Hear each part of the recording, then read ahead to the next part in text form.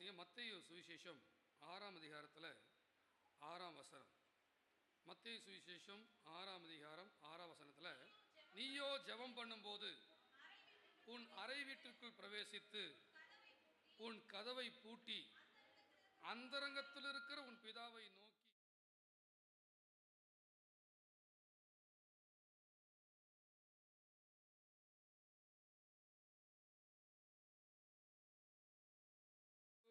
ஹல்லேலூயா. பரலோக தகப்பனே, இந்த வார்த்தையை கொண்டு எனக்கு புரிய வைத்தது உடைய பிள்ளைகளுக்கு புரிய வைப்பீராக. எனக்குள் ஏற்பட்ட தாக்கம் உடைய பிள்ளைகளுக்கு ஏற்படுவதாக. உடைய பிள்ளைகளை சரியான உடைய சத்தியத்துக்குள் நடத்துங்க. இயேசுவின் நாமத்தில் பிதாவே. இன்றைய பிரசங்கத்தின் தலைப்பு அந்தரங்கத்தின் பிதா, அந்தரங்கத்தில் உள்ள பிதா. இந்த ஆராதனை நேரத்தில் உங்களுக்கு சொன்னேன், உங்களுக்கும் எனக்கும் தேவனோடு ஒரு அந்தரங்க உறவு தேவைப்படுகிறது, அது வேண்டும் என்று. தேவன் எங்கே உங்களை சந்திக்கிறார் என்றால், அவர் எங்கே உங்களை சந்திக்க விரும்புகிறார் என்றால், ஒரு அந்தரங்கத்தில் உங்களை சந்திக்க விரும்புகிறார். நல்லா கவனிங்க. உங்களுக்கு ஆண்டவரை பற்றி தெரியும், சரியா? சத்தியம் ஓரளவுக்கு கற்றுக்கிட்டு வர்றீங்க, சபைக்கு வர்றீங்க, சபையில் நல்லா ஆராதனை பண்ணுறீங்க, சத்தியம் கேட்குறீங்க. ஆனாலும் இதெல்லாம் உங்களை என்னவா மாற்றணும்னா, உங்களுக்கு தேவனோடு ஒரு அந்தரங்க உறவை உருவாக்குகிறதாக மாற வேண்டும். அது உருவானாதான் உண்மையாலுமே கிறிஸ்துவ வாழ்க்கையில் என்ன ஆகுது, ஒரு சரியான நோக்கம் நிறைவேறுது, கிறிஸ்துவ வாழ்க்கையில் ஒரு பலன் கிடைக்குது. இதெல்லாம் அந்த அந்தரங்க உறவில் தான் ஆண்டவர் வச்சிருக்கிறார். அல்லேலூயா. பழைய ஏற்பாட்டில் ஒருத்தன் தேவனை பார்க்கணும்னா எங்கே போகணும்? ஒன்று ஏறி மலை மேலே ஏறி ஏறி ஏறி மோசே எங்கே வர சொல்கிறாரு? பர்வதத்தின் கொடுமுடிக்கு வாங்குறார். கீழே நிற்காத, எங்கே வந்துரு? டாப்புக்கு வந்துரு. ஏன் மேலே வரணும்? மற்றதெல்லாம் உனக்கு சின்னதாக தெரியணும். அல்லேலூயா. எத்தனை பேருடைய ஆவிக்குரிய வாழ்க்கையில் பிரச்சனைகளை பார்க்கும்போது அது சின்னதாக தெரியுதோ, நான் சொல்கிறேன், நீ மேலே வந்துட்டு இருக்கேன்னு அர்த்தம். யாருக்கு இந்த சத்தியத்தை இயேசுவை பற்றி கேட்டு கேட்டு கேட்டு அவருடைய வல்லமைகளை கேட்டு கேட்டு கேட்டு அந்த விசுவாசத்தை பயன்படுத்தி அற்புதங்களை நடப்பித்து அப்படியே உரு ஏறி வர்றவங்களுக்கு எவ்வளோ பிரச்சனை வந்தாலும் இவ்வளவு தானா, இதுதானா, இந்த சப்ப விஷயம் தானா அப்படின்னு யாரால நினைக்க தெரியுதோ அவங்களுக்கு சொல்றேன், நீ மலை மேல ஏறிட்டு இருக்கிற.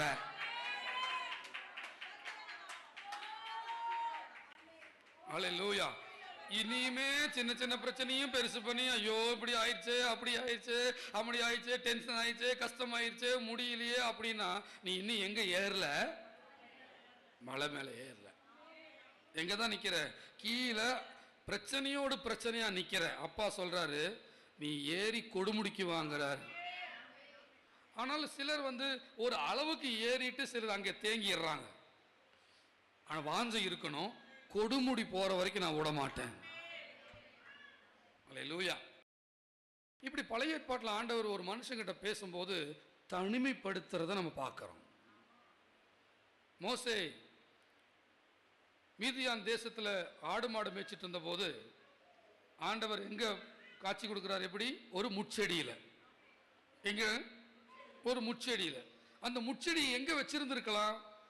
பக்கத்திலே வச்சிருந்திருக்கலாம். ஆனா பக்கத்தில் வச்சா சிப்போரால் வந்துருவா. பக்கத்தில் வச்சா மாமன் மச்சான் எத்திரா மாமனார் எல்லாம் வந்துருவான். அதை ஏற முடியாத இடத்துல வச்சாதான் இவன் மட்டும் வருவான்.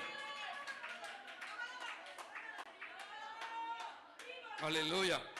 நான் உங்களுக்கு ஒரு உண்மையை சொல்றேன், என்னதான் ஆண்டவர் இங்க அசைவாடுறாரு, இருக்கிறாரு, உனக்குள்ளே இருக்கிறாருன்னு சொன்னாலும் நீயா வாஞ்சிச்சு உள்ள ஏறினா மட்டும்தான் காண கிடைக்காத தேவனை நீ தரிசிக்க அனுபவிக்க முடியும்.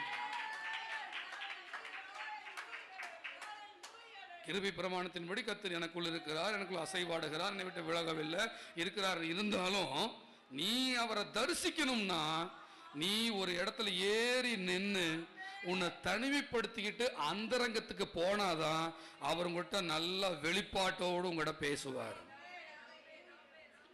ஏன்னா அவருக்கு ஒரு பேர் இருக்குது, அந்தரங்கத்தில் இருக்கிற பிதா. A father in secret place.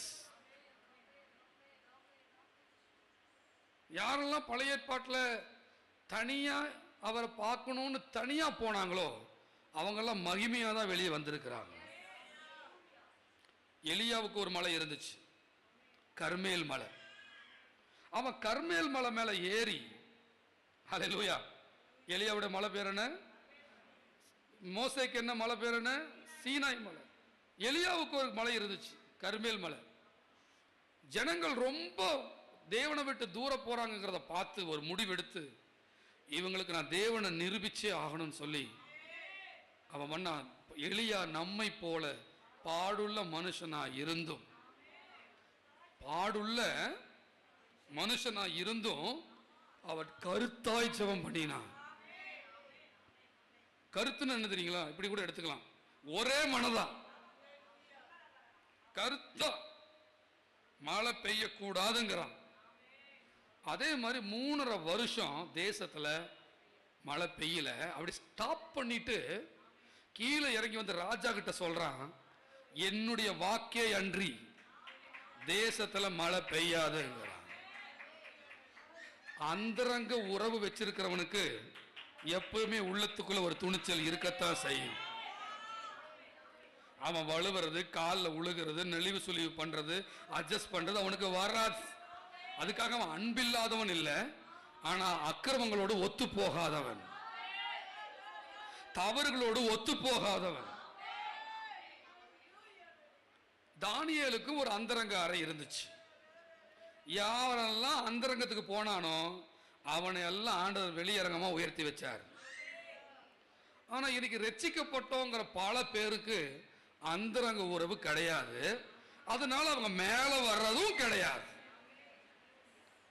ஏன்னா உன்னுடைய ஆசீர்வாதத்தின் ஊற்று, உன்னுடைய தைரியம் உனக்கு உண்டாகிற இடம், உனக்கும் தேவனுக்கும் உள்ள அந்தரங்க இடம் தான் நீயே அனல் மூட்டப்படுகிற இடம், நீ மறுரூபமாக்கப்படுகிற இடம், கர்த்தர் உங்ககிட்ட பேசுற இடம்.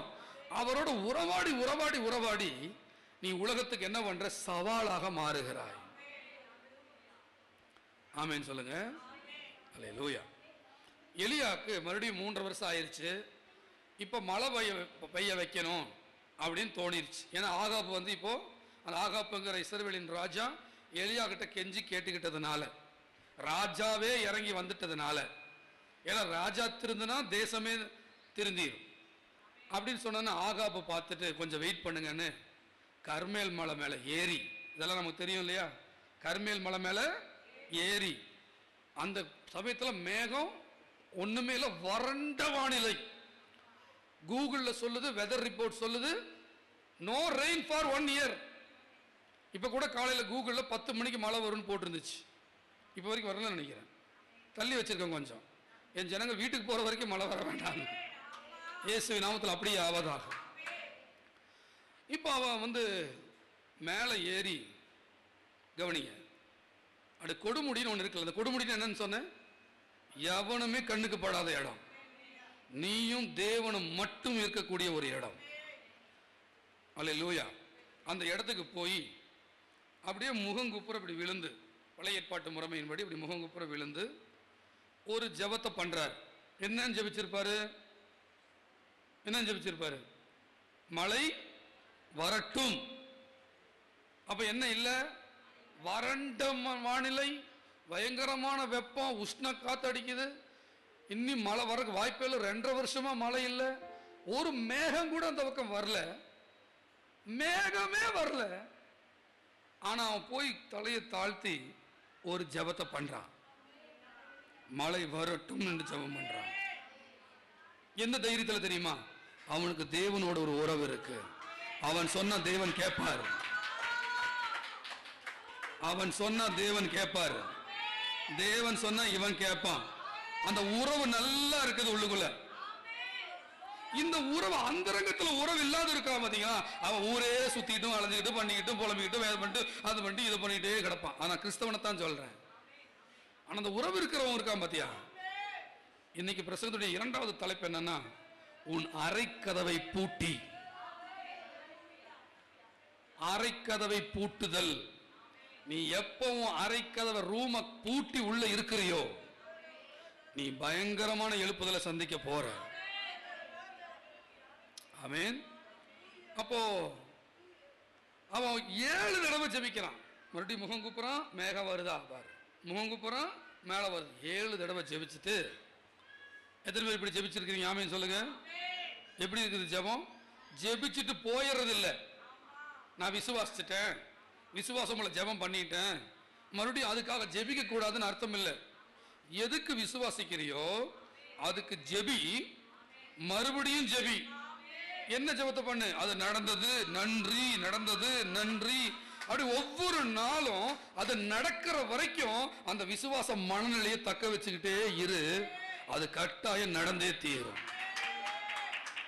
எதை தக்க வைக்கணும்? எதை தக்க வைக்கணும்? விசுவாச மனநிலை. திங்கக்கிழமை ஜெபிச்ச விசுவாசத்தோட ஜெபிச்சேன், ஆனா செவ்வாய்க்கிழமை புதன்கிழமை அப்படியே டவுன் ஆயிட்டேன். அப்படி இருக்காத. மறுபடியும் என்ன பண்ணு?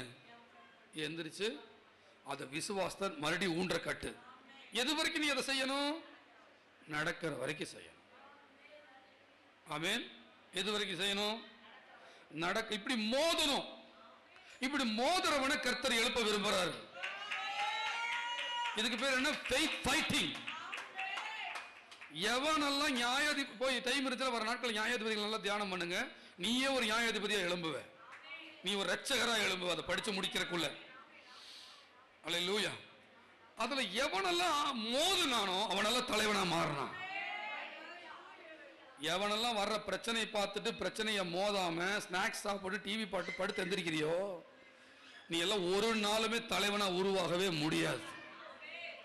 நீ சம்பளத்தை வாங்கிட்டு வாடகை கட்டிட்டு வீட்டு பாத்ரூம் கழுவிட்டு வெளியே வந்து ரவுண்ட் அடிச்சுட்டு வீட்டில் போய் படுத்துக்கோ. ஆனா எவன் ஃபெய்த் ஃபைட்டிங்ல மோதுறானோ அவன் தலைவனாக எழும்புவான். ஆண்டவர் உங்களோட பல முறை உங்களோட போதிச்சுக்கிட்டே இருக்கிறாரு, ஆனாலும் நீ அந்த விசுவாச போராட்டத்துக்கு எழும்ப மாட்டேங்கிற. விசுவாசத்துல உனக்கு ஒரு பிரச்சனை இல்லைன்னு உட்காராத. ஊர்ல பல பேருக்கு பல பிரச்சனை இருக்குது. எழும்பி போ, விசுவாச ஃபைட்டிங் பண்ணு, மற்றவங்களை தூக்கி எடு. வேதத்துல காணப்பட்ட பல நியாயாதிபதிகள்ல பல பேரு தனக்கு பிரச்சனைக்காக எழும்பினவன் இல்லை, தேச பிரச்சனையை பார்த்து எழும்பினவன். உனக்கு தேசத்தின் மேல அக்கறை இருந்தா, தேசம் ரட்சிக்கப்படணும்னு நினைச்சா, உன் வீதிகள் உன்னுடைய ஊர் ரட்சிக்கப்படணும்னு நினைச்சா நீ எழும்பு. அல்லேலூயா. எழும்பி என்ன பண்ணு? எழும்பி வெளியில போகாத. எழும்பி உன் அரைக்கதவை தாழ் போடு. நான் சொல்றது உங்களுக்கு புரியுதா? எவனும் வெளியில போங்கடா, இனி கர்த்தரோடு நான் இருக்க போகிறேன். யாவது முட குமிஞ்சு எந்திரிக்கும் போது கேயாசி தன் வேலைக்காரனை பார்த்து எலிசா பார்த்து சொல்றான், உள்ளங்கை அளவு மேகம் வருதுன்னு சொன்ன உடனே எலியா ஆகாப் ராஜாவை பார்த்து பெருமழையின் இறைச்சல் கேட்கப்படுகிறதுங்கிறார். நான் உங்களுக்கு சொல்லட்டுமா ஒரு ஃபெய்த் லாங்குவேஜ், விசுவாச மொழி உங்களுக்கு சொல்லட்டுமா? நல்ல விசுவாசத்தில் வச்சுக்கவேன், நீ வித்தியாசமான உணர்வுகள்லாம் உனக்கு வர தொடங்கும். அனுபவிச்சவங்கள நல்ல ஒரு ஆமென் சொல்லுங்க. நீ விசுவாசத்துக்குள்ள வந்துட்டன்னா உனக்கு ஏதோ ஒரு நல்லது நடக்க போகுது, கேட்டது நடந்துருச்சு, அந்த காரியம் நடக்குது, அந்த காரியம் வாய்க்குதுங்கிறது உன் உள்ளத்துக்கு பளிச்சுன்னு தெரிஞ்சிடும்.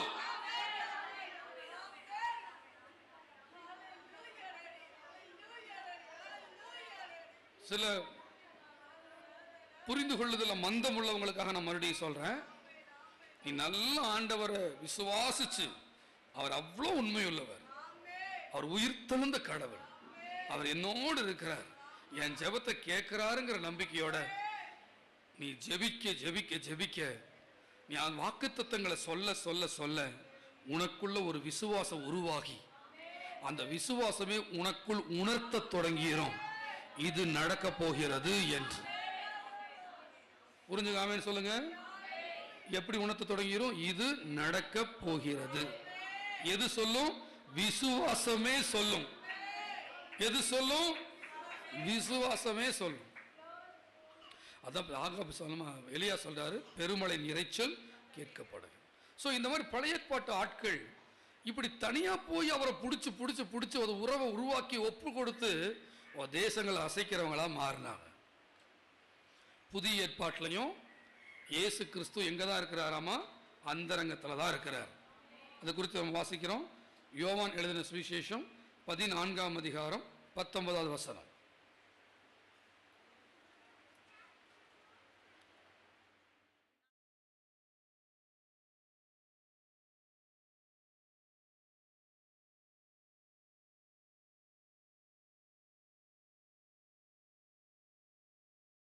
என்ன சொல்றாரு? உலகம் என்னை, சபைக்கு வர்றவனெல்லாம் என்ன பார்க்க மாட்டான்.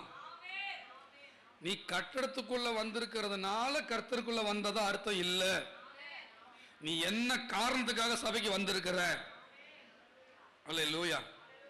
அவரையே அடையணும்னு வந்திருந்தீங்கன்னா, அவருடைய கொடுமுடியில ஏறணும்னு வந்திருந்தீங்கன்னா, அவரை தரிசிக்கணும்னு வந்திருந்தீங்கன்னா, அப்பா சொல்றாரு, நீ என்னை காண்பாய்.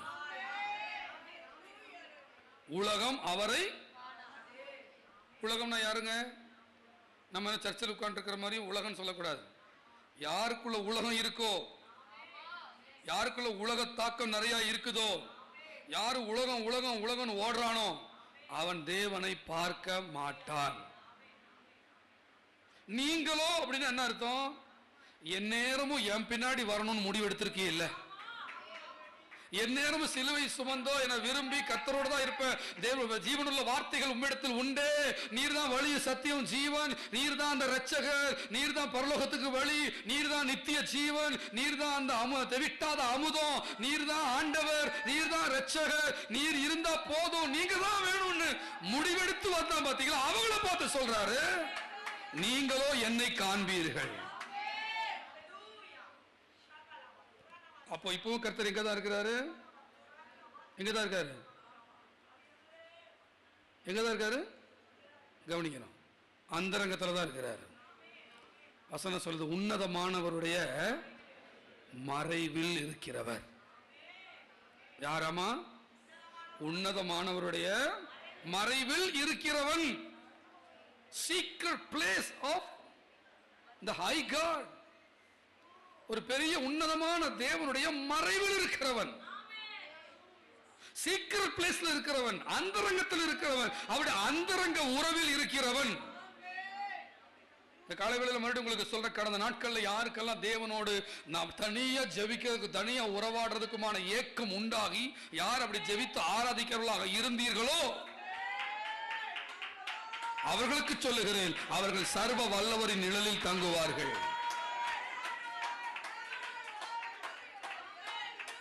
அப்படிப்பட்டவங்க சொல்லுவாங்க, நான் என் தேவனை நோக்கி, நீர் என் தேவன், என் கேடகம், நான் நம்பி இருக்கிறவர் என்று சொல்லுவேன். அப்பொழுது அவர் வேடனுடைய கண்ணிக்கும் பாலாக்கும் கொள்ளை நோய்க்கும் என்னை தப்பு. யாருக்கு? உன்னதமானவருடைய மறைவு. அடுத்த மத்தேயு 6:6 வாசித்து, நீயோ ஜெபம் பண்ணும் போது உன் அறைக்கதவை பூட்டி அந்தரங்கத்தில் இருக்கிற பிதாவை நோக்கி விண்ணப்பம் பண்ணு, அப்பொழுது உன் பிதா உனக்கு வெளியரங்கமாய் பதில் தருவார். எத்தனை நான் சொல்றது புரியுதுங்க? யாருக்கெல்லாம் அந்தரங்க உறவு அவரோட இருக்குதோ அவங்க சாதாரணமானவரா இருக்க மாட்டாங்க. என்னைக்கு வேணா டக்குன்னு மேல வரத பார்க்கலாம், டக்குன்னு மேல வரத பார்ப்போம். அவன் சின்ன பையன் தானே, ஆடு மேய்க்கிறவன் தானே, தடி தானே கையில வச்சிருக்கிறான், கிண்ணறம் தான் வச்சிருக்கான்னு நினைக்காத. நாளைக்கு உனக்கே ராஜாவா மாறுவான். ஏன்னா அவனுக்கு ஒரு அந்தரங்க உறவு தேவனோடு இருக்குது. அந்தரங்க உறவு வச்சிருக்கிறவங்களை இஸ்ரவேலின் ராஜா பார்த்துக்கிட்டே இருக்கிறாரு. எனக்கு தெரிஞ்ச 30-40 வருஷமா பெந்தகோஸ்துக்காரனா இருந்து தேவனோட அந்தரங்க உறவே இல்லாம அப்படியே நொடிஞ்சு தரித்திரனா செத்தவனை பார்த்திருக்கிறேன். ஆனா அவட அந்தரங்க உறவுல வேதமும் கையுமா அப்பாவோடு உறவாடினவன் சாதாரணமா செத்ததை நான் பார்த்தது இல்ல. அவன் உலகத்தை கலக்குகிறவர்கள்.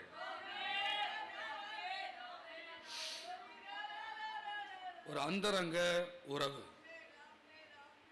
அப்பொழுது அந்தரங்கத்தில் பார்க்கிற உன் பிதா, மறுபடியும் சொல்லுங்கம்மா, அந்த புரிந்து கொள்ளுதல மந்தமா இருக்கிறவங்களுக்கு மறுபடியும் சொல்றேன். அந்தரங்கம்னா என்னன்னா, போனை தூரமா வச்சுட்டு மனிதர்களோட சகவாசங்களை தூரமாக வச்சுக்கிட்டு ஜெபிக்கிறோங்கிற பேரில் 4 பேர் ஆவிக்குரிய உட்காந்துட்டு நாயம் அடிக்கிற அந்த மாதிரிலாம் தள்ளி வச்சுக்கிட்டு அப்படியே கதவை சாத்திட்டு தேவனோடு மட்டும் தனித்து இருக்கிற அனுபவத்தை நான் சொல்கிறேன். ஒரு பிரச்சனை போராட்டம் வந்துருச்சு, யாரோ அவமானப்படுத்திட்டாங்க, சங்கடமாயிருச்சு, பிரச்சனை வந்துருச்சுன்னா யாரோடையும் சண்டை போட போகாம அப்படியே வாயை அமைதியாக நிறுத்திட்டு தனியான இடத்துக்கு போய் அப்பான்னு சொல்றான் பாத்தியா, அவனை சொல்றேன். நிறைய நான் அனுபவிச்சிருக்கிறேன் அப்பா டேஸ்ட். ஒரு தடவை பைபிள் காலேஜ் படிக்கும் போது, அப்போ தொடங்குனது பைபிள் காலேஜ் படிக்கும் போது திடீர்னு பிரச்சனை, காரணமில்லாத பிரச்சனைகள் எனக்கு எதிராக எழுமினது, அவமானம் உண்டானது. ஒன்றும் பேசலை, அப்படியே எந்திரிச்சேன். எல்லாரும் தூங்கிட்டு இருக்கும்போது எந்திரிச்சேன். அப்படியே போய் ஹாலில் உட்காந்து, ஆண்டவரே நீர் என்னோடு இருக்கிறீர், உங்களைத்தான் நம்பி வந்திருக்கேன்னு சொன்னேன். அந்த பிரச்சனை அப்படியே தலைகளாக மாறி அந்த இடத்துல கர்த்தர் ஒரு ஆவிக்குரிய தலைவனாக உயர்த்தினார். கர்த்தர் மையப்படுவாராக. ஹல்லேலூயா. கர்த்தருக்கு ஸ்தோத்திரம். மறுபடியும் உங்களுக்கு சொல்றேன், அந்தரங்கத்தில் இருக்கிற பிதா உன் வேதனைகளை சஞ்சலங்களை அவர்கிட்ட ஷேர் பண்றதுக்கும், உன் அங்கலாய்ப்புகளை சொல்றதுக்கும், அவர்கிட்ட பார்த்து அவர்கிட்ட 2 சொட்டு கண்ணீர் ஆனந்த கண்ணீரில் வடிக்கிறதுக்கும், நீங்க இருக்கிறீங்கப்பான்னு அவர் முகமா பார்த்து சொல்றது இருக்கிற சந்தோஷம் இருக்குது. ஹல்லேலூயா, ஹல்லேலூயா. அப்பப்போ எனக்கு எது தெரியுமா தைரியம் கொடுக்குது? மனிதர்களுக்கு எதிராக பேசும்போதோ, சூழ்நிலைகள் எதிராக அமையும் போது அப்படியே எல்லாத்தையும் விட்டுட்டு அப்படியே ஒரு மாடி மேலே போய் அப்படியே ஒரு தனியா போய், அப்பா தேங்க்யூ ராஜா, இப்போ நீங்க இருக்கிறீங்களா, நன்றிப்பா, என்னை நடத்துறீங்கப்பா, நன்றிப்பா அப்படின்னு சொல்லும் போது வரக்கூடிய அந்த சந்தோஷம் என்னை எப்படின்னா மீண்டும் சிறகுகளை முளைக்க வைக்கிற மாதிரி இருக்குது, மீண்டும் இந்த பலனை திருப்பி கொடுக்கிற மாதிரி இருக்குது. அதனாலதான் இயேசு ஒரு அந்தரங்க உறவை தேவனோடு வைத்திருந்தார்.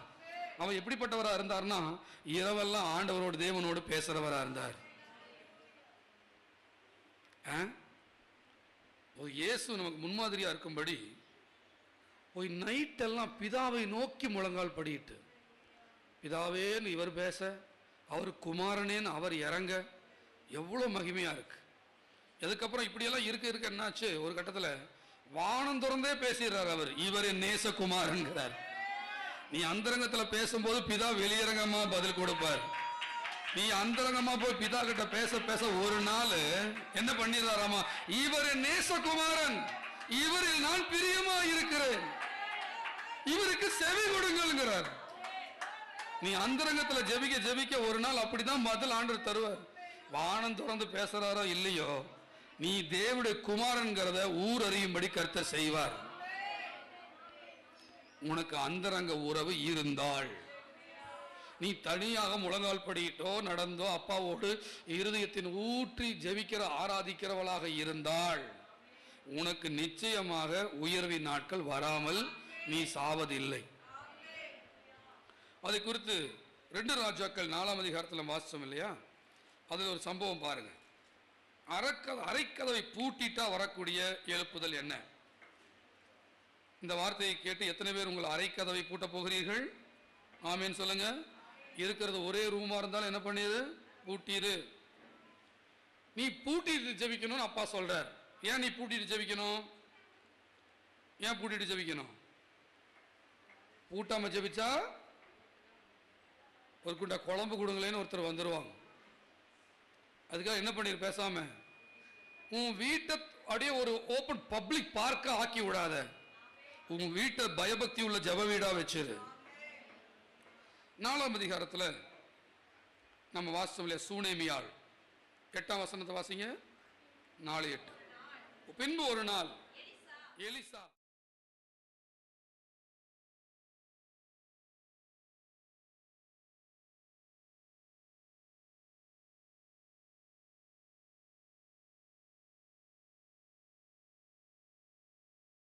ராஜாவை தெரியுங்கிறதுனாலயோ இல்ல, அவள் விசுவாசிக்கிறதுனால அவள் கனம் பொருந்திய ஸ்திரீ.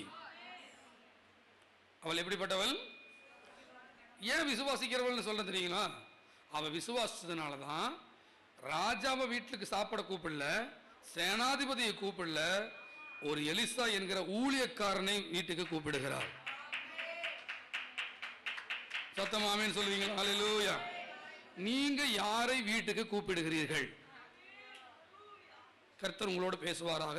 நீங்கள் யார் என்பதை கர்த்தர் உங்களுக்கு காட்டுவாரா? சபையில் போடுகிற அல்லேலூயா ஆமையிற்காக தேவனை நான் துதிக்கிறேன். ஆனால் உங்கள் செயல்பாடுகள் எப்படி இருக்கிறது என்று பாருங்கள். உங்கள் வீட்டுக்கு நீங்கள் யாரை கூப்பிடுகிறீர்கள்? என்றைக்காவது உங்கள் ஊழியர் உங்க பாஸ்டர் வீட்டுக்கு கூப்பிட்டு இருக்கிறீங்களா? போன் பண்ணி அல்லேலூயா. நான் எத்தனை தடவை சொல்லியிருக்கிறேன், நீங்க கூப்பிட்டா நான் வருவேன். ஆனா பல பேர் அவர் வந்து அவரா வரட்டும், நான் என்ன சொல்றோமோ அதை ஃபாலோ பண்ண அந்த விஷயம் இருக்கு. சூனேமியால் கணம் பொருந்திய ஸ்திரீ அந்த தேவனுடைய ஊழியக்காரனை போஜனம் பண்ண எப்படி கூப்பிட்டாலாமா? எப்படி கூப்பிட்டா பாருங்க, எப்படி கூப்பிட்டா?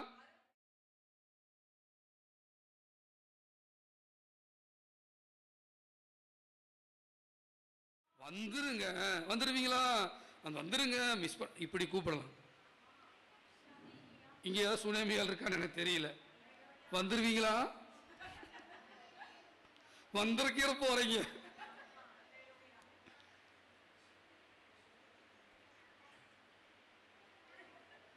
என்னத்தை சொல்ல. ஆனா சூனமேல் பத்தி பேசினா ஆவியில நிரம்போது முதல் ஆள் நானா தான் இருப்பேன்.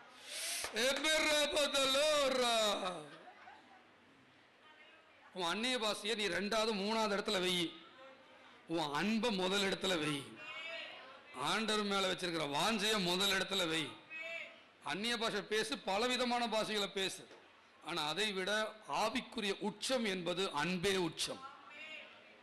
அல்லேலூயா. தேவனை நேசிக்கிறவர்கள் ஊழியக்காரரை வேண்டாம் என்று சொல்ல மாட்டார்கள். மனைவியை நேசிக்கிறவங்க பிரஸ்டீஜ் வேண்டாம்னு சொல்ல மாட்டாங்கிற மாதிரி தேவனை நேசிக்கிறவங்க ஊழியரை வேண்டாம் என்று சொல்ல.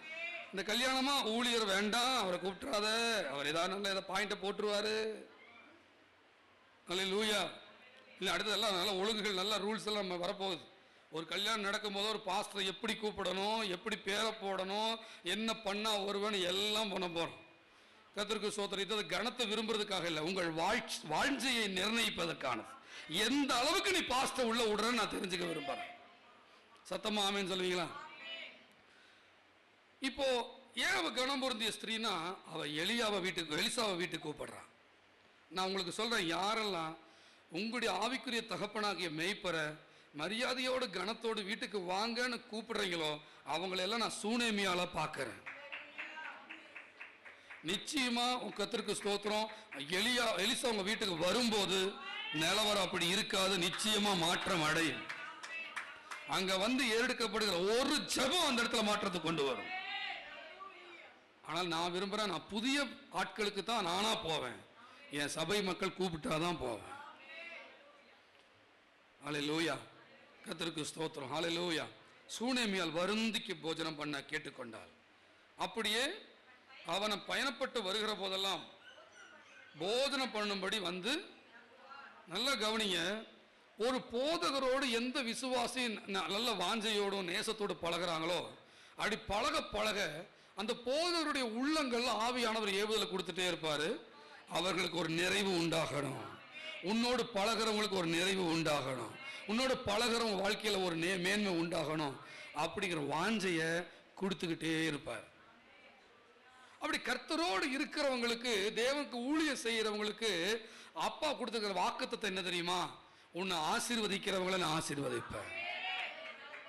இன்னொரு வாக்குத்தத்தம் என்ன தெரியுமா? உன் மன விருப்பங்களை நான் நிறைவேற்றுவேன். நீ என்ன விரும்புறியோ அதங்க நடக்கும்னு அப்பா சொல்றார்.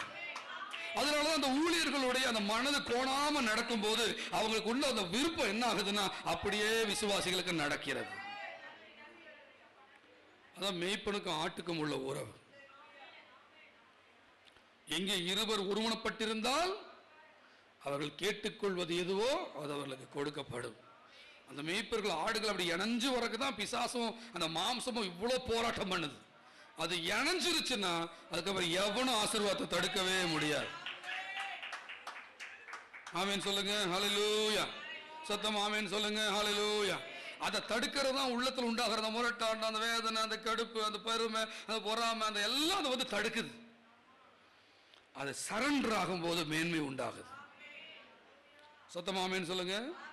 கர்த்தருக்கு மகிமை உண்டாகுதா? இப்போ அந்த ஊழியருக்கு ஒரு நினைப்பு வந்துருச்சு. 9வது வசனம் வாசிங்க. மன்னிக்கணும்.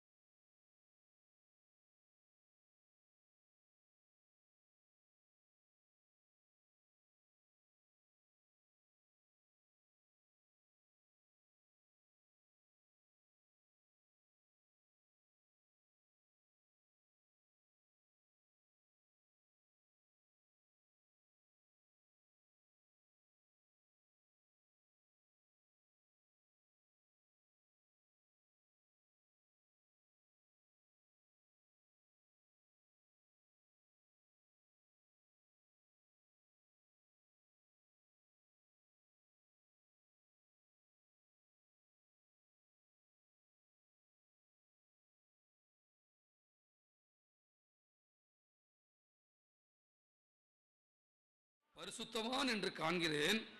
நம்ம என்ன பண்ணலாம்? அவருக்குன்னே ஒரு ரூம் கட்டலாம்.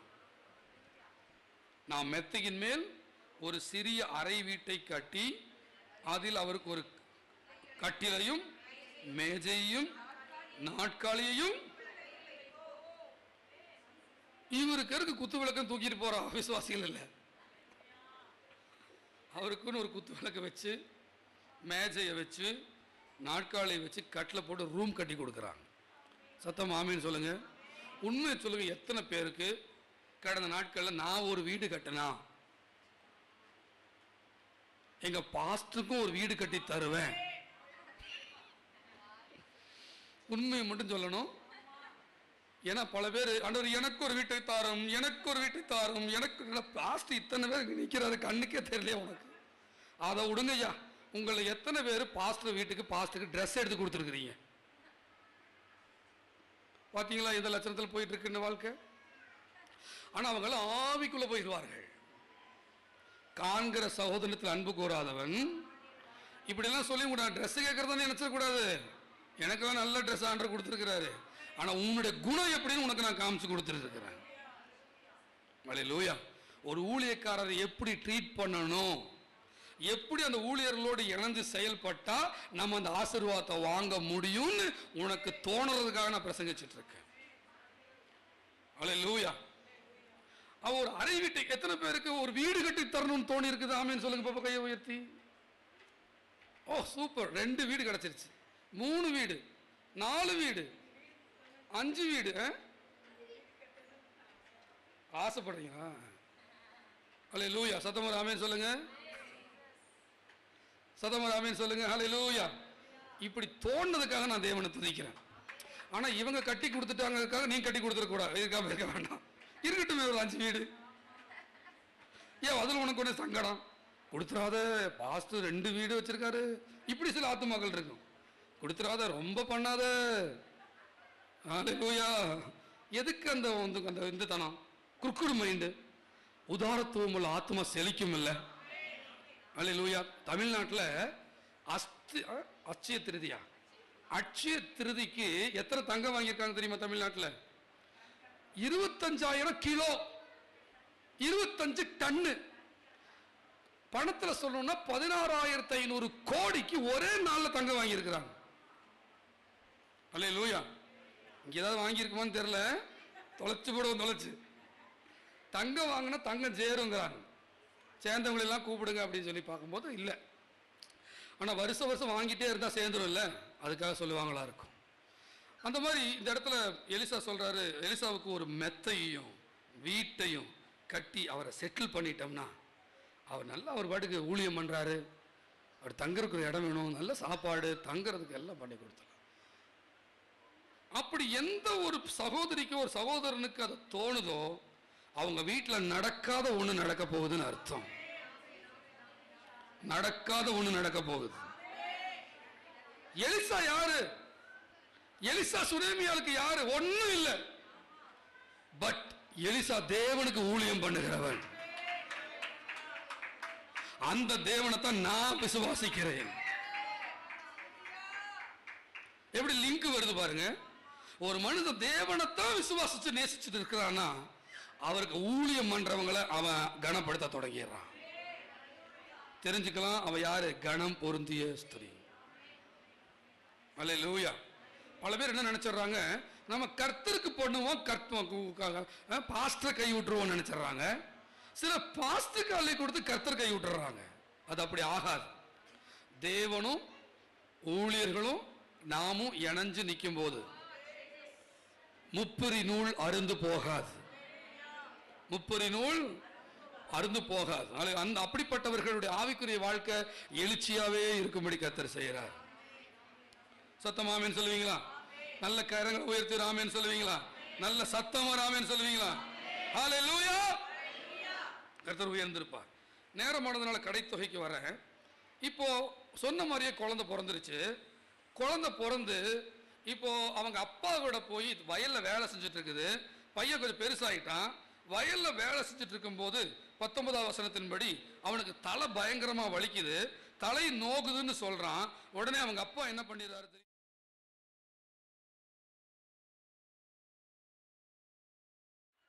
உடனே அவனை அம்மாட்ட கூட்டிட்டு வராங்க. அந்த பையனை மடியில வச்சிட்டு இருக்கிறாவோ, மடியில இருக்கவே அவன் செத்து போயிட்டான். அந்த பையன் எப்படிங்க?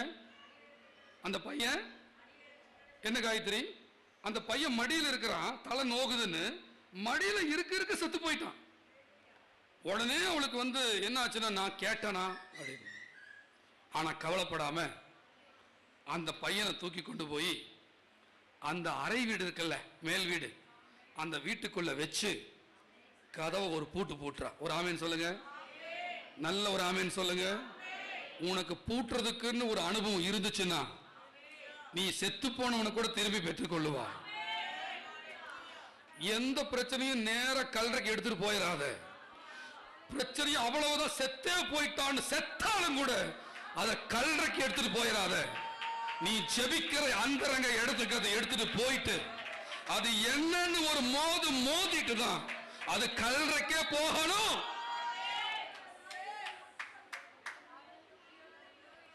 அவ்வளவு சீக்கிரம் தோல்வியை ஒப்புக்கவே கூடாது. அவ்வளவு சீக்கிரம் தோல்வியை நீ ஏத்துக்கவே கூடாது. தோல்வியை அசால்ட்டா எடுத்துக்காத. அதை மோதி பார்த்துட்டு தான் நீ அடுத்த லெவலே பண்ணணும். நான் சொல்ற மோதிரவன் ஜெயிச்சே தீருவான். உனக்கு ஒரு ஃபைட்டிங் வேணும். ஹல்லேலூயா. ராஜான்னா சண்டை போடணும். ஆனா அந்த சண்டை மாம்சத்தோட ரத்தத்தோடு இல்ல. அது அந்தகார லோகாதிபதிகளோடு, வான மண்டலி பொல்லாத சேனைகளோடு, அதிகாரங்களோடு, துரைத்தனங்களோடு உனக்கு என்ன இருக்குது? ஃபைட் உண்டு. தூங்கி தூங்கி எந்திரிக்கிற பெந்தகோஸ்துக்காரி தோக்கலாம். ஆனா விசுவாசத்துல எழும்புற ஒரு சின்ன பொண்ணு கூட தோக்க மாட்டா. ஹல்லேலூயா. உங்க வீட்டுல ஒரு மரணமே நடக்கிற மாதிரி இருந்தாலும் அதை நேரடியா அது மரணத்துக்கு நீ ஆயத்தம் ஆகாத, பெட்டிக்கு ஆயத்தம் ஆகாத, கல்லறைக்கு ஆயத்தம் ஆகாத. அதை ஒரு அந்தரங்க இடத்துல கொண்டு போய் வெயி. அதைய உனக்குன்னு ஒரு அந்தரங்க உறவு இருந்துச்சுன்னா அதை அங்க கொண்டு போ. அங்க போய் ஒரு மோது உள்ள வச்சு என்ன பண்ணு, கதவை பூட்டிரு. ஏன்னா எவனும் அதை பார்த்துடக்கூடாது. சாவு செய்தி யாருக்கு தெரிஞ்சிடக்கூடாது. கெட்ட செய்தி யாருக்கு, நல்லா பார்த்த சொல்றேன், உங்களுக்கு புத்தி இருக்குன்னு நினைக்கிறேன். உங்க வீட்டில் ஏதாவது பிரச்சனை, புருஷன் சரியில்லை, புருஷன் பண்ணல, பொண்டாட்டி சரியில்லைன்னா உடனே பக்கத்து வீட்டுக்கார்ட்ட போய் புலம்பாத. உன்னதான் சொல்றேன் நான். உடனே போனை போட்டு தெரிஞ்சுக்கிட்ட மச்சான் மாமா கிட்ட பேசிட்டு இருக்காத. அதை பூட்டிடு. அப்படியே பிரச்சனைகள் எல்லாம் பூட்டி அதை தேவனிடத்துல கொண்டு போயிரு. என் சபையில் எத்தனை பேர் அப்படி இருக்காங்கன்னு தெரியல. தனக்கு தாங்க முடியாத ஒரு பிரச்சனை வரும்போது உடனே அதை வேற யாருக்கு தெரியப்படுத்தாம ஒன்னு தேவனுக்கு, அடுத்தது ஊழியர்களுக்கு தெரியப்படுத்துகிறவங்க இருந்தீங்கன்னா அந்த இடத்துல நிச்சயமா ஒரு மோதி பார்த்துடலாம். அதை விட்டுட்டு ஒருத்தருக்காவது நீ மற்றவங்களுக்கு சொல்லிட்டீங்கன்னா என்ன ஆகும்னா, அவ உயிரோடு வருவாங்கிற நம்பிக்கை உனக்கு இல்லாம போயிடும். நல்லா கவனிங்க. இந்த இடத்துல தன்னுடைய புருஷனுக்கு கூட சொல்லல. எதை சொல்லல? பையன் செத்தத புருஷன் கேட்கிறான், ஒரு கழுதை அனுப்புங்க, வேலைக்காரர் அனுப்புங்க, நான் கொஞ்சம் போகணும்னு சொல்லி கேட்கும்போது, இன்னைக்கு அமாவாசையும் இல்லை, ஓய்வு நாளும் இல்லை, நீ ஊழியக்காரரை பார்க்க போறேங்கிற. அதெல்லாம் சரிதான், அது போயிட்டு வந்துடுறேன். நல்லா கவனிங்க. சில வீடுகளில் மனைவிகள் விசுவாசத்துல டாப்ல இருந்துட்டு கணவர் டவுனா இருப்பாங்க. சில கணவர் டாப்ல இருந்துட்டு மனைவி டவுனா இருப்பாங்க. யார் விசுவாசத்துக்கு ஒத்து போகலையோ அது கணவரா இருந்தாலும் நீ அபிகாயில் மாதிரி செயல்படணும். அது மனைவியா இருந்தாலும் இந்த சூனேமியால் மாதிரி செயல்படணும். பையன் செத்த விஷயம் அப்பனுக்கே தெரியக்கூடாது. பையன் செத்த விஷயம் அப்பாவுக்கே தெரிய மாட்டேங்குது. சொல்லல, சொன்ன பண்ண என்ன பண்ணிருப்பான்? தடுத்திருப்பான், அழுதுருப்பான், ஐயோ போடி பண்ணாதடி பண்ணாதடி, அப்படி இருக்கான அந்த ரூப தோரடி, நான் பார்க்கறேன்டி, அவங்கள தாம் தூண் பண்ணிருப்பான். ஏன்னா இவன் அரகுர விசுவாசி. அதை கரெக்டா நிதானிக்கிறாள் சுனாமி. என் புருஷன் இதுக்கு ஆக மாட்டான், என் புருஷன் இதுக்கு ஆக மாட்டான், என் பொண்டாட்டி இதுக்கு ஆக மாட்டான், இது இந்த எங்க அம்மா இதுக்கு ஆகாது, எங்க அம்மா இது ஆகாது.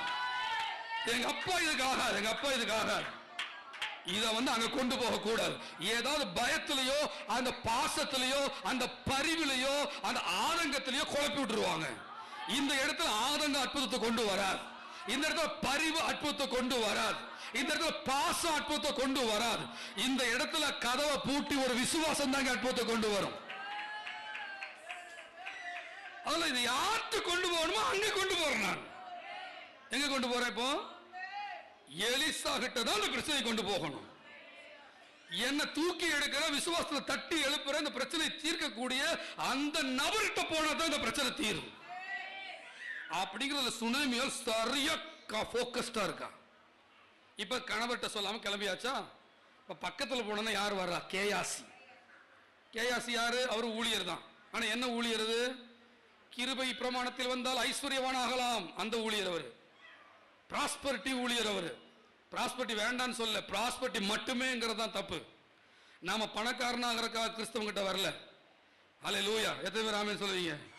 நமக்கு கிறிஸ்து வேணும்னு சொல்லி வந்திருக்கிறோம். பணக்காரனாகிறதெல்லாம் 7வது இடத்துல வச்சுக்கலாம். முதல்ல நான் இயேசுவை போல ஆக வேண்டும். அவருடைய சித்தத்தை செய்யணும். அல்லேலூயா. ஐஸ்வர்யவான் ஆகுவது என்னுடைய இலக்கு அல்ல. ஐஸ்வர்யவான் ஆகுவது என்னுடைய நோக்கம் அல்ல. குமாரனுடைய சாயலுக்கு ஒப்பாக நான் மாறுவதுதான் என்னுடைய இலக்கு. கிருபை பிரமாணம் கிருபைன்னு சொல்லி பல பேர் என்ன ஆக்கிட்டு இருக்கிறாங்க? சபைக்கு வர்றவங்களை பணக்காரராக்கிறதுக்காக பேசிட்டு இருக்கிறாங்க. பணக்காரராக்கிறதுக்காக கேம்ப் போடுறாங்க. பணக்காரருக்காக கருத்தரங்கு வைக்கிறாங்க. பணக்காரனாக்கிறதுக்காக கூட்டங்கள் நடத்திட்டு இருக்கிறாங்க. ஆனா அது இல்ல அழைப்பு. அது கேயாசியுடைய வேலை. பணம் பின்னாடி போறது யாருடைய வேலை? ஒரு வர்ற மனுஷன் சீசனாக்குறது ஒரு ஊழியக்காரனுடைய வேலை. அல்லேலூயா. பணக்காரனாக ஆகட்டும், தப்பது. 7வது இடத்துல வை. முதல்ல நான் அவரை போல மாறணும். உம்மை போல மாறணுமே, உமக்காக என்னை தந்தேன். அவரை போல. எத்தனை பேர் வலது கருத்தை உயர்த்தி சொல்லுவீங்க? அவரை போல மாறத்த சபைக்கு வந்து.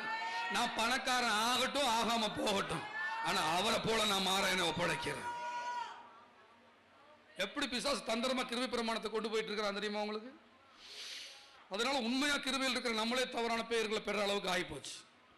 நம்ம விளக்கி சொன்னாதான் நம்ம யாருன்னே மற்றவங்களுக்கு தெரியுது. போகட்டும். இப்போ இந்த இடத்துல கேயாசி இடையில அதுக்குள்ள இடையில 26 வசனத்தை வாசிக்கிறோம். எதிர்கொண்டு ஓடி, நீ சுகமாய் இருக்கிறாயா? உன் புருஷன் சுகமாய் இருக்கிறானா? அந்த பிள்ளை சுகமாய் இடத்துல கேளு என்றான். ஆனா அவ என்ன சொல்றா? கேயாசி கிட்ட சுகம்தான். கேயாசி என்ன சொல்றான்? ஆனா பையன் சுகமாவா இருக்கான்? செத்து போயிருக்கிறான். ஆனா செத்து போன செய்திய ஒரு அரகுற ஊழியக்காரங்கிட்ட கூட சொல்லக்கூடாது. எப்படி? ஊழியக்காரத்தை கூட சொல்லக்கூடாது. எல்லா ஊழியரும் ஊழியர்கள் அல்ல. சும்மா ஜனத்தை அப்படியே தட்டி கொடுத்து கண்டுக்காம ஒரு கூட்டம் கூட்டுறதுக்கு வல்ல ஊழியக்காரன் நிறைய பேர் இருக்காங்க. எதை காமிக்கிறது? கிரௌடு காமிக்கிற ஊழியர். நான் உண்மையை சொல்றேன், சத்தியத்தை சரியா பிரசங்கிச்சா கிரௌடு கண்டிப்பா கம்மியாகும். ஆமாவா இல்லையா? பல பேருக்கு பிடிக்காது. கொஞ்சம் வருஷத்துக்கு முன்னாடி ஒரு புள்ள மேல நல்லா 20 வருஷத்துக்கு பெந்தகோஸ்தா இருக்கிற புள்ள மேல நல்லா பேசிட்டு இருந்துச்சு. அண்ணா நீங்க தான் ஆவிக்குரிய தகப்பன், கர்த்தர் உங்களை காமிச்சார்லாம் சொல்லிட்டு இருந்துச்சு. வேற சர்ச்சுக்கு போற புள்ள இருக்கிற பெரிய சர்ச்சு இடது பக்கத்தில் இருக்குது. அங்க போய் தலையில கை வச்சு ஜெபிச்ச பட்டு பிசாசு ஆடி கீழே விழுந்துச்சு. அதுக்கப்புறம் 9 வருஷமா என் முகத்தையே பார்க்க மாட்டேங்குது. இந்த இடத்துல தான் போயிட்டு இருக்குது. ஆனா வெள்ளை ட்ரெஸ் போட்டு போயிட்டு இருக்குது. பல ஆசீர்வாதம் தடையாவே தான் இருந்துட்டு இருக்கு. சத்தம் ஆமென் சொல்லுங்க. பல பேருக்கு கீழ்ப்படிய விருப்பம் இல்லை. பல பேருக்கு தன்னை ஒப்படைக்க விருப்பம் இல்லை. கூட்டத்தை பார்த்து ஏமாந்துராத. கிறிஸ்து உருவாகிறது கொஞ்சம் பேருக்குள்ளதான். அதான் ஆண்டவர் சொல்றாரு, சிறு மந்தையே பயப்படாது, உனக்கு ஒரு ராஜ்யத்தை கொடுக்க கர்த்தர் உனக்கு வர்றாரு. கொஞ்சம் பேர் நினைச்சு நீ என்ன பண்ணிடாத, தோண்டு போயிடாத. அந்த கொஞ்சம் பேருக்குள்ளதான் நான் இருக்கிறேங்கிறார் ஆண்டவர். அல்லேலூயா. கர்த்தருக்கு மகிமை உண்டாவதாக. இப்ப கேயாசி பார்த்து எல்லாம் சுகம்தான். இந்த விஷயத்தை உங்ககிட்ட சொன்னா பருப்பு வேகாது. நேரம் நான் யார்கிட்ட தான் போகணும்? எலிசா கிட்ட போனாதான் பிரச்சனை தீரும். போய் என்ன பண்ற? எலிசா கிட்ட போய் எங்க பாத்துல விழுந்தது எங்க இருக்கு? 27 வசனம். பர்வதத்தில் இருக்கிற தேவனுடைய மனுஷனிடத்திற்கு வந்து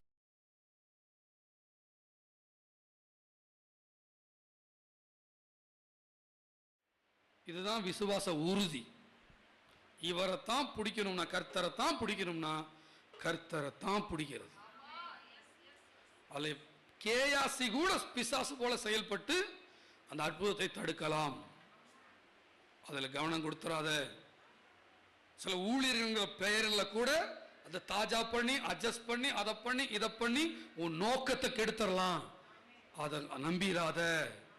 என்ன பண்ண, நேரம் எங்க போ, எலிசா கிட்ட போ, பாவத்தில் விழுந்துரு. உடனே எலிசா திரும்பி வந்து பின்னாடி வீட்டில் போய் வாசித்து பார்த்தீங்கன்னா தெரியும், அவன் அந்த செத்த பிணத்தை அவனும் உள்ளுக்குள்ள போய் கதவை போட்டுறான். எலிசா என்ன பண்றாரு, உள்ளுக்குள்ள போய் செத்த பிண கட்டில் படுத்திருக்கு, உள்ள போய் கதவை பூட்டிடுறான். பூட்டி அந்த பிணத்து மேல படுக்கிறான். இதுக்காக கர்த்தரை நல்லா ஸ்தோத்திரம் பண்ணலாமா, கர்த்தரை மகிமைப்படுத்தலாமா? ஹல்லேலூயா. இதை பணம் விழுந்துச்சுன்னா தைரியமா என்ன பண்ணணும், பிணத்து மேல அப்படியே படுத்துறணும். ஆனா சிரிச்சிருவாங்க. அதுக்கு தான் என்ன பண்ணிடுறது, கதவை பூட்டிடுறது. போங்கடா பசங்கள் எல்லாம் வெளியில.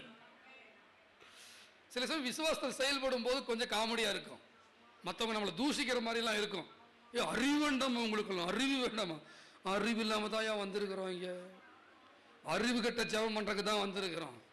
என் ஆண்டவர் நடக்காதவை நடக்க வைக்கிறவர். ஏசப்பா கூட இந்த 12 வயது சிறுமிக்கு செத்து போனவளை எழுப்பும் போது எல்லாத்தையும் வெளியே அனுப்பிச்சிட்டு கதவை சாத்திட்டு அவளை சிறு பெண்ணியே எழுந்துரு.